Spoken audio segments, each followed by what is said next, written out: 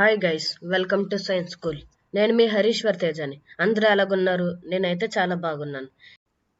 ఈ మధ్య కాలంలో మనం ఎక్కువగా వింటున్న పదం ఆర్గానిక్ ఫార్మింగ్, అదే సేంద్రియ వ్యవసాయం. దీనిలో న్యాచురల్ గా దొరికే పదార్థాలతో ఎరువులు, పురుగుల మందులు తయారు చేసి వాటిని వాడతారు. ఇప్పుడు నేను చెప్పబోయేది జీవామృతం గురించి. జీవామృతం అనేది సేంద్రియ ఎరువు. దీన్ని ఎలా తయారు చేయాలో ఇప్పుడు తెలుసుకో. సో మనం ముందుగా 10 కేజీల నాటవ పేడని తీసుకుని దాన్ని ఒక డ్రమ్లో వేసుకోవాలి.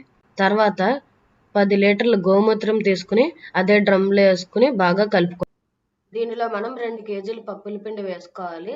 సోయాబీన్, వేరుశనగ కాకుండా ఏ పప్పుల పిండి అన్నా వేసుకోవచ్చు. మేము ఉలవలు తక్కువ ధరలో దొరుకుతాయి కాబట్టి అవి వాడుతున్నాం. దీనిలో మనం 2 కేజీల నల్ల బెల్లం మెత్తగా చేసుకుని వేసుకోవాలండి. దీనిలో మనం ఒక దోసెడు పొట్టమట్టి 200 లీటర్ల నీళ్లు వేసుకుని బాగా కలుపుకోవాలి. దీన్ని 5 రోజుల పాటు పొద్దున్న సాయంత్రం కలపాలి.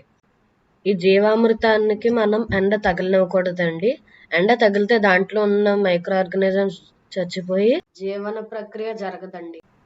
ఇప్పుడు దీనివల్ల అడ్వాంటేజెస్ తెలుసుకుందాం. జీవామృతాన్ని మనం ప్లాంట్స్కి వేసుకోవచ్చండి. ఇది ఆర్గానిక్. దీంట్లో ఏం చేస్తాం అంటే మనం మైక్రో ఆర్గానిజమ్స్కి ఫుడ్ ఇచ్చి అవి బాగా డెవలప్ అయ్యేలా చేస్తాం. అవి డెవలప్ అవుతే మట్టిలో విటమిన్స్, మినరల్స్ పెరుగుతాయండి. దానివల్ల ప్లాంట్స్ బాగా పెరుగుతాయి. Okay guys, that's all for this video. Don't forget to like, share and comment. Please subscribe to Science School. Thanks for 100 subscribers.